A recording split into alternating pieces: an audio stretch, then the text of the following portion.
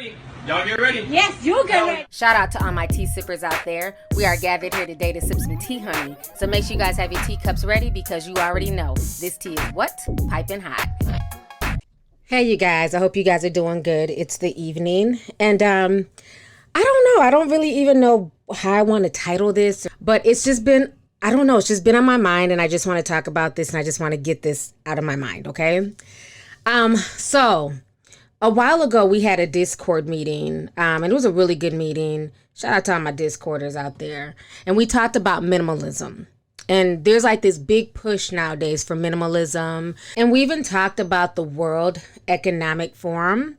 The wonderful guys who brought us this saying, in 2030, you'll own nothing and you'll be happy about it. So that has been like a huge push. And we've talked about it at length. And, on top of, us not owning anything, there's also this whole global reset, right? That's going on that many people, myself and others included, have been talking about. So while I was thinking about the whole global reset situation, I was sent a story about Tory Lanez, and we'll definitely get into that near the end of the podcast. Tory Lanez right now is building his own little way in the music industry, and this might be revolutionary because right now he's the first artist to do this, and it really got me thinking about how did we get here? You know what I'm saying? How did we go from buying CDs and buying music physically in the store? I remember going to Sam Goody with my cousins, buying CDs, going to Urban Lights. If you're from St. Paul, you know where that's at in the Midway. Going there to physically buy copies of things, to then we had the whole Napster boom. Okay. And I cannot wait to just kind of talk about the two Seans. So we have Sean Fanning and Sean Parker. Now we're stepping into a whole nother digital revolution with what Tory Lanez and even Logan Paul are involved in. So yeah, I have to talk about this. It's just really interesting to me. Y'all know I love anything techie, honey. So I was just really thinking back to how did we get here and what is the future going to hold? I don't know. A lot of this stuff has been on my mind, and it really had me thinking back to like my teenage years and how I even got on this place called the internet, right? Like, how did I even get here to the point where I'm a YouTuber and this is a real job and I love it. So I want to take you guys back to like my teenage years and what we were experiencing in my late teens and early 20s. So I know the youngins probably won't even know what the hell this sound is. Probably gonna annoy your ears, but I'm gonna take you out back, and I want to introduce you guys to a young man at the time who was like a hero to so many of us, and his name was Sean Fanning. And, you don't hear his name as much. He's pretty much low key, but he definitely was an innovator at just 19 years old. And his friend at the time who helped him was Sean Parker. So a lot of you guys know who Sean Parker is. Not only was he a co-founder of Napster, but at just the tiny age of 24, honey, he also became the Facebook founding president. So he ended up investing money into Facebook, giving Mark Zuckerberg a bunch of advice, honey, bought original shares in Facebook, and now he is a billionaire. So a lot of people know Sean Parker, but not so much Sean Fanning. So I'm going to go ahead and bring you guys back a bit.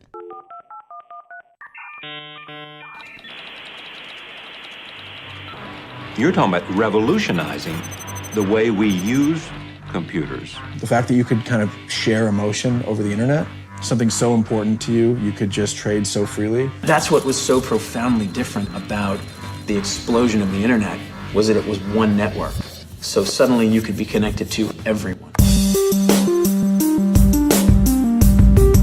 I released an early beta version of the Napster software during the summer, and it spread quickly by word of mouth. It hasn't stopped growing since. Just, wanted to create a way to meet people through music. Music will be ubiquitous, and we believe, you'll be able to get it on your cell phone. You'll be able to get it on whatever the device of the future is. We knew it was a long way off from all the music being available digitally. And then there it was. I just felt like this was one of the great moments in human history.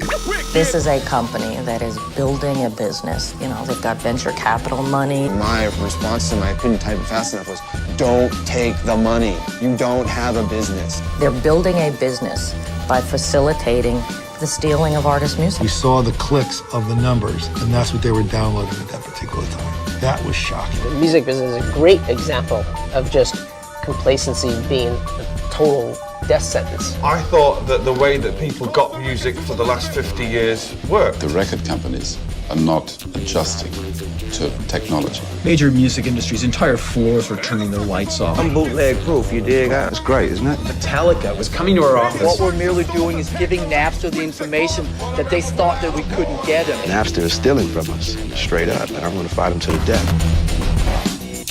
As last fall semester wore on, hundreds quickly turned to millions, with the program spreading across college campuses like wildfire. Nearly 60 million people use the site to swap music files from each other's computers for free. We literally went from being high school kids leading normal, mundane lives to 12 months later bringing one of the largest U.S. industries to its knees and basically fighting what is the largest corporate lawsuit in the history of the world. Lawyers representing Napster and the recording industry squared off before a 3-judge panel. What is it capable of being used for? We are not trying to stop the internet, certainly. The final word on Napster will eventually end up coming from the U.S. Supreme Court. Music downloaders, beware. The recording industry is suing computer users. What they've done is to turn an entire generation of kids into electronic Hezbollah. A bomb went off, and nobody knew what the hell was happening. It has changed everything. It's obviously so big, it's out of their control. The cat wasn't going back in the bag. Now the people have a choice. There's no stopping it. You know, this revolution is already taking place. All right, so you guys just watched that snippet of that Napster documentary. And Napster was a huge deal when we were growing up. This was a way for us, especially us, you know, broke asses, okay, people who just did not have money, for us to get free music. And this was if you were able to afford a computer. And I remember I got my first computer when I was like 20, and I was so happy, like, oh my gosh, now I can get on this thing called Napster. And there was LimeWire, BearShare, there was so many pirating sites. It was insane. This was in the early 2000s, and there were these huge wars. People were being sued. Sean Fanning and Sean Parker ended up in a lawsuit with the music industry because they were literally starting a business on stolen music. Us as teenagers, you know, we didn't really understand it. We really didn't care. We're like, shit, fuck that. We're raging against the machine. And, you know, whereas the music industry, they were upset. And, you know, as an adult now, yes, I get it. But let's think about this. The music industry has been around, I'm not going to say since the dawn of man, honey, but at least, you know, a good 50, 60 years. And they just been eating and taking advantage of artists. And we don't even want to go there as far as the black artists. Like, you know, how many black artists were taken advantage of, you know, died broke and penniless, you know, weren't even allowed to own their own masters. Even Sam Cooke was, you know, allegedly killed behind his masters. So the music industry has always been shady. So once they saw things were being digitalized and being passed around for free, they really got upset. And, you know, these guys went to court, and I couldn't even imagine being in my early 20s, 2021 was their age at the time, and having to deal with one of the biggest lawsuits from the music industry known to man. Even to this day, this is one of the biggest lawsuits. And so Napster ended up losing, of course. And I remember a lot of people hated Metallica back then. People were like, fuck Dr. Dre, he's a greedy son of a bitch. Because he was out there like, y'all's not going to be downloading my music for free. I need my coins. You know what I mean? So it was a lot of artists that were like assholes about it. And then you had other artists who was like, you know, I get it. We understand it. You know, and so they paved the way. And I don't feel like Sean Fanning really gets his roses or his just due, you know, because basically what happened is that Steve Jobs basically took his idea, ran with it, made it in a more palatable form, right? Like, let's keep it real. When we used to rip music, it would take sometimes days to rip an entire album, depending on how fast your internet was. And a lot of times back then was super slow dial-up speed. So sometimes it wasn't even worth it to rip because it took so long. It was better to just rip one song at a time. Not that I know. But yeah, it just took a while. So what Steve Jobs did was basically, from a technical point of view, he just basically reinvented the reel, and he basically went into like the music industry and he strongholded them, right? Meaning he took Napster's idea. He took what Napster and them did, because they came off as these, you know, cocky, arrogant young teenagers, because that's how it is when you're 19, 20. You think the world revolves around you, right? So that was their attitude in the industry. The old heads, they hated that. Well, with Steve Jobs, he's like an older, middle-aged guy, really smart. So he brings out this whole thing called Apple iTunes, where now you can, pay for your MP3s. You can download MP3s. You can put it in the iTunes store.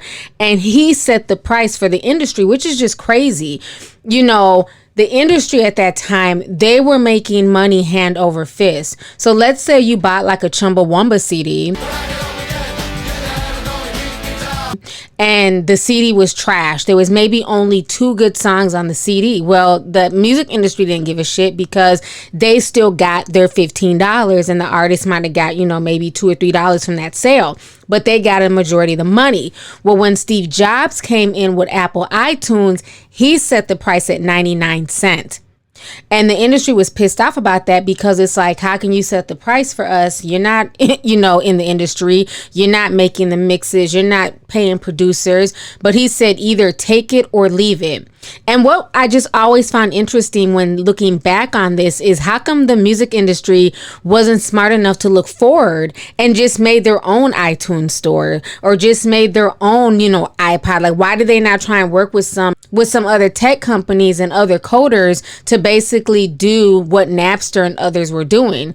Either way, they just were not technology savvy and they decided to go the Steve Jobs route. So Steve Jobs really set a precedence for himself and his company to not only get into the MP3 market, but eventually would turn into the streaming market. So Apple always had the vision of foresight.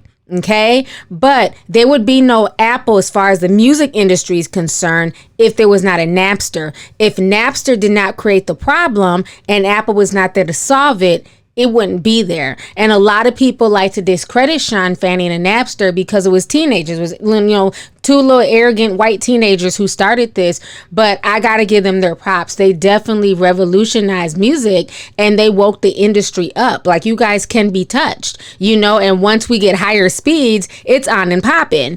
So yeah, this was like a really crazy time for the industry between 1999 to like 2006. Like, everybody was downloading and pirating. People were getting sued. It was definitely an insane time. And Steve Jobs swooped in, honey, and he cleaned up house. He got his money. He got the artists. I'm not going to say, he got them paid, but, they got some money. The industry got some money, but they were looking out for their bottom line, which was Apple first and foremost. So in comes iTunes and everybody gets an iPod and all that stuff. And I had the original iPod, the 5th generation that played video, and I loved it. I won it at work and I loved it. And it held so many songs.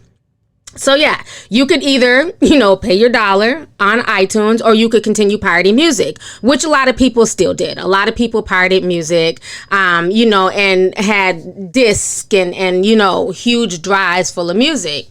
And so then we come into the more quote unquote modern age and we start having streaming. So we have streaming platforms like Spotify and Apple and Google Play and, so many streaming platforms, and not just music, also movies. So we had Netflix and everything else. Netflix, revolutionized movies and how we watched it. Before, we'd have to go to Blockbuster and Hollywood Video. And then when those all died out, we just go to the Red Box at the grocery store. And now it's very hard to even find a Red Box because everybody is streaming.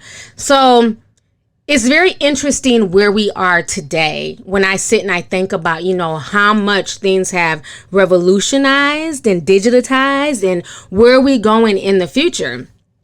And one thing I always found very interesting is that one of the young men who helped start Napster, who helped start the streaming service, is Sean Parker. On top of that, he was also one of the founding presidents of Facebook. So he was there with Facebook in its early days. He helped, put money into Facebook, and he ran it right along with Mark Zuckerberg. On top of Sean Parker's ties to Facebook, he also worked very diligently to bring the Swedish music platform, aka Spotify. Remember when Spotify started, they were in Sweden. Well, he helped bring them here to the United States, and he also helped Spotify get integrated into Facebook. So Sean Parker has had a hand in some of the biggest social media platforms that we know to date: Napster, Facebook, and Spotify. I don't believe in coincidences. I mean, all these guys were like really smart. They had backing, they had financing, they had opportunities that many people just don't have, right? And I remember what kind of disturbed me with Sean is that a few years ago, and I talked about this on one of my live streams, is when he was talking about how basically Facebook exploits a human vulnerability. And he was making people addicted to Facebook via dopamines. And those dopamines were from thumbs ups and attention and things like that.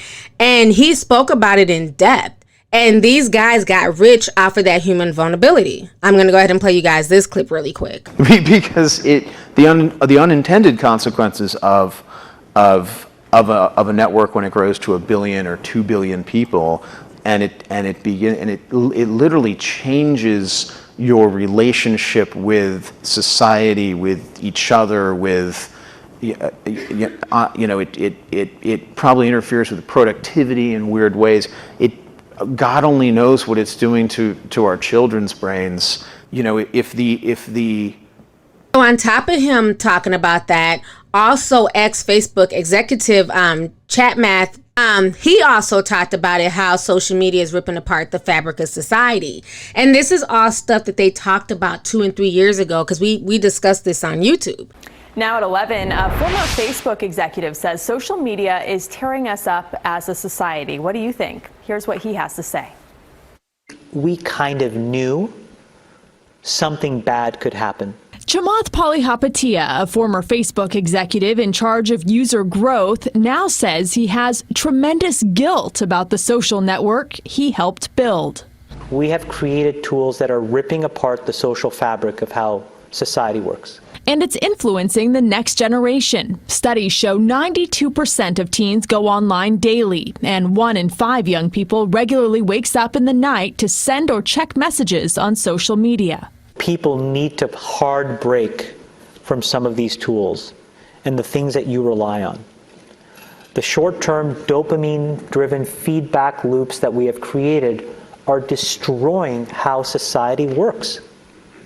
No civil discourse, no cooperation, misinformation, mistruth. Bad actors can now manipulate large swaths of people to do anything you want. He's not the only social media executive blowing the whistle. Former Facebook president Sean Parker recently said the initial goal was to get people hooked. You're exploiting a vulnerability in human psychology. The inventors, creators understood this consciously, and we did it anyway. Facebook released a statement saying that executive has been gone from the company for more than 6 years, and that in that time, Facebook has changed significantly in recognition of the responsibility that comes with its growth. They say that change will continue even if it means putting what's right for people above profits. And so I just always find it very interesting that this young man went from starting Napster, making a name for himself, and somehow evolving to be a billionaire. Okay, he's a certified billionaire. But on top of him being a billionaire, like I said earlier, he was also the president of Facebook and also helped to usher in Spotify.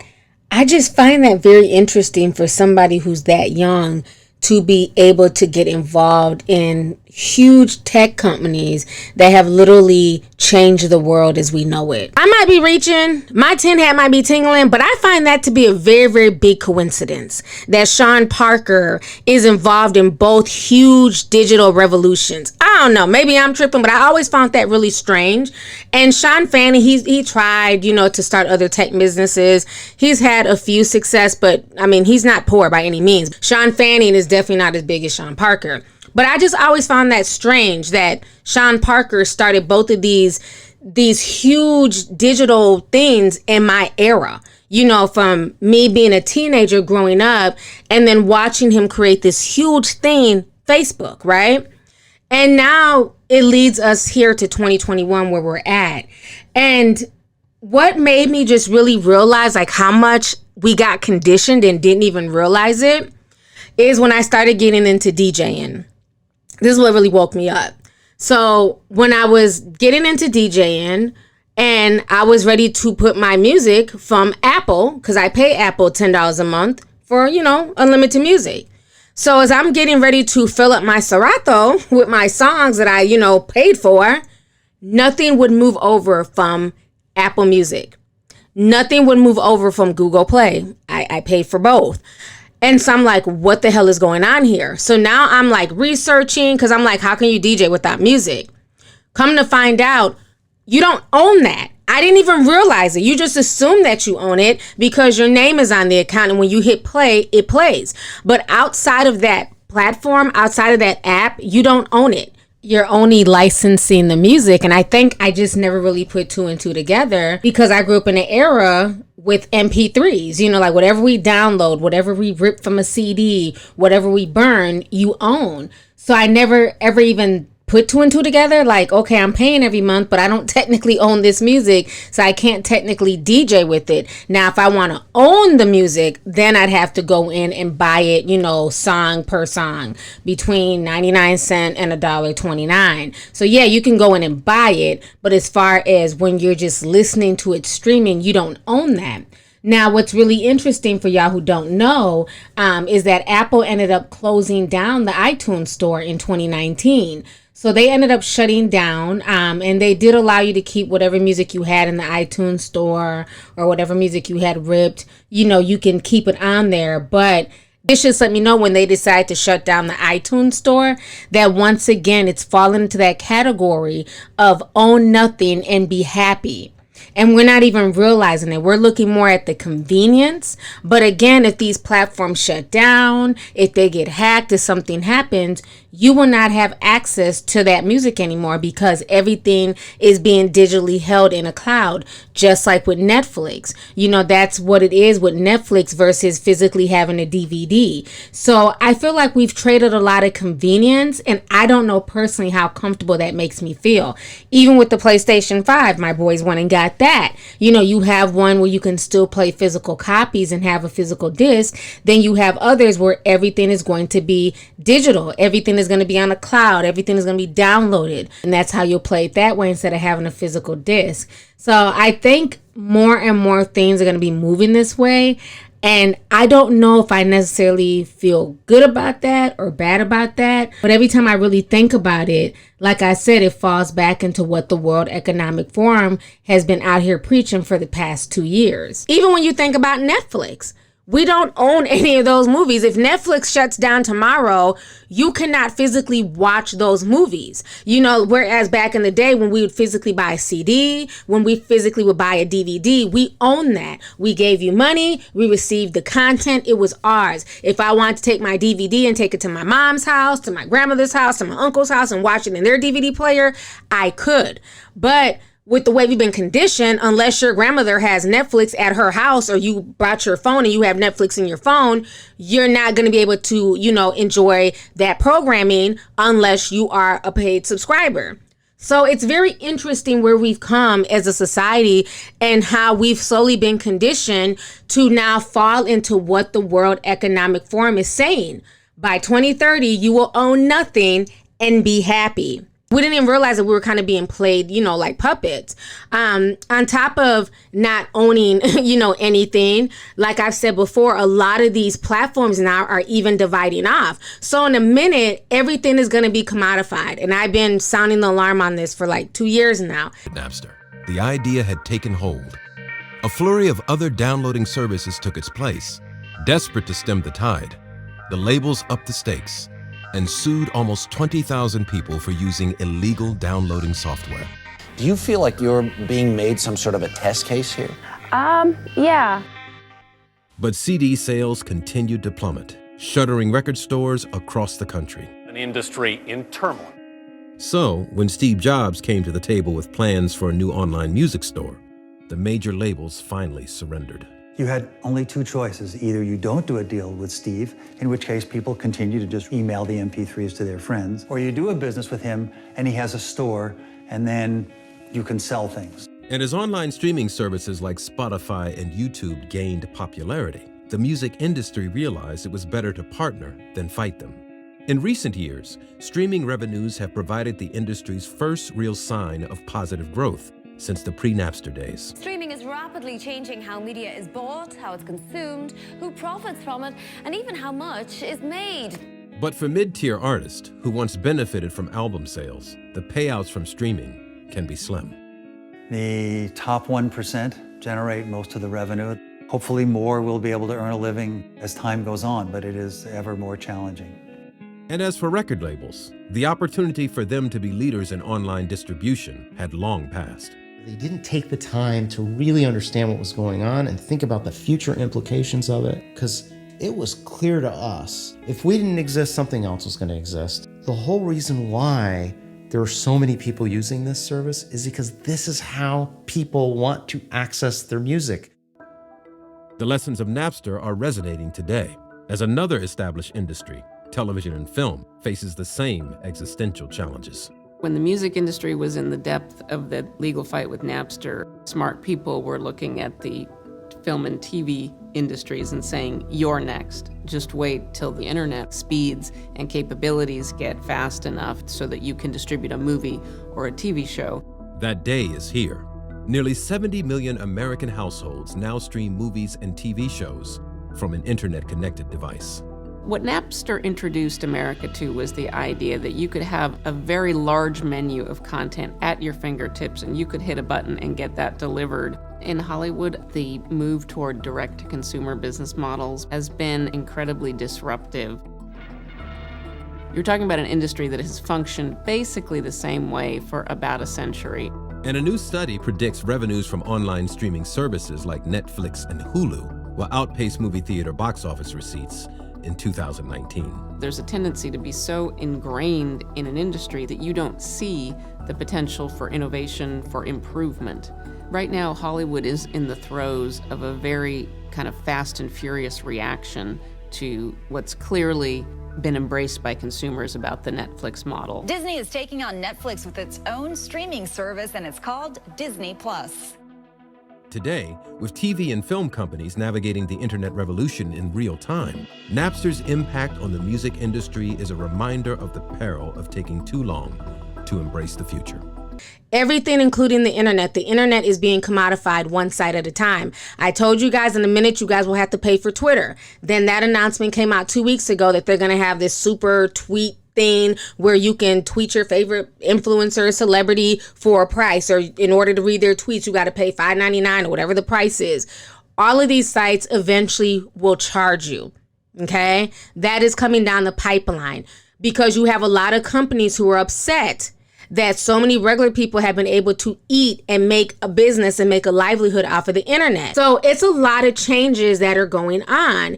And I believe that a lot of these changes were sparked with the birth of Napster and how a lot of these record labels, a lot of these, these old school companies, media companies, movie companies, Hollywood, they were not ready for the digital revolution. And so now they're trying to play catch up. And you're going to be seeing a lot of new rules, a lot of new things coming down the pipeline. The newest thing now in the digital revolution, like I like to call it, is if you guys do not know, it was announced today that Tory Lanez hooked up with Lovelyti Finance. And he was the first artist, okay? The first rapper / artist to ever launch NFTs for his unreleased music. Tory made $355,000 by only selling 3 songs, and it sold out in 5 minutes. So kudos to Tory. Hate him or like him, I don't really care. That's your business. But the fact that he thought outside the box, I respect that. And he's not the first one to do it. Logan Paul did the same thing. He has a Logan collection on there where he sold his boxing cards and just different things like that. And he's made a lot of money. So a lot of things are now going towards digital currency. Now, Tory has been literally blacklisted. Matter of fact, today he was crying and complaining about how he's being treated by Spotify. And a lot of artists have been complaining about, their money that they're getting on Spotify is really not what it seems. And Tory feels like he's being blacklisted and blackballed by a lot of these streaming sites. So that might have been what pushed him to go and put his unreleased music on an NFT site. which I just thought was just a really good idea. And this might be the wave of the future, where instead of artists being beholden to the record labels and the streaming services, they might go the same route as Tory, or especially people who are unsigned might go the same route where they're selling their music using Bitcoins and using digital cryptocurrency. So it's going to be very interesting to see where we go with all of this stuff in the future. But I definitely, had to take it back to the past, because I believe that is where a lot of our conditioning came in at, was with Napster. We got so conditioned and so happy with this new digital revolution that we didn't understand that we were giving up more and more. So while with Napster, we did get that physical MP3, you may not be physically able to hold an MP3, but that file is there on your desktop. We went from that to streaming to where now you don't own it. They do. So I don't know. Hope you guys enjoyed this podcast. This was just on my mind. I need to get this off. Couldn't sleep. Anyways, I'll talk to y'all later. Deuces.